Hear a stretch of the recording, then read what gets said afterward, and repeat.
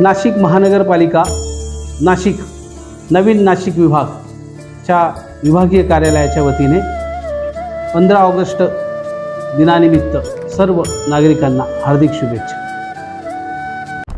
नाशिक महानगरपालिकेच्या अतिक्रमण विभागानं पाथर्डी फाटा ते पाथर्डी गाव सर्कल परिसरातील अनधिकृत बॅनर आणि कमानी विरोधात धडक कारवाई केली.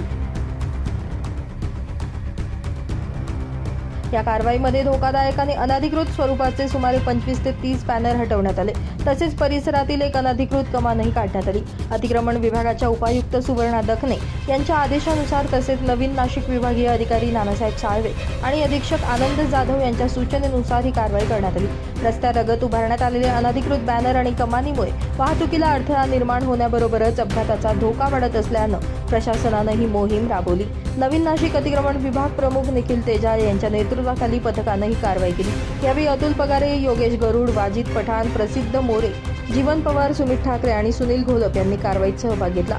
महापालिकेच्या हद्दीत रस्ते, चौक आणि सार्वजनिक ठिकाणी परवानगीशिवाय लावण्यात येणारे बॅनर, फलक आणि कमानींवर यापुढे ही कारवाई सुरू ठेवण्यात येणार असल्याचं यावेळी प्रशासनाकडून स्पष्ट करण्यात आलं. ब्युरो रिपोर्ट, पंचनामा न्यूज, सिडको.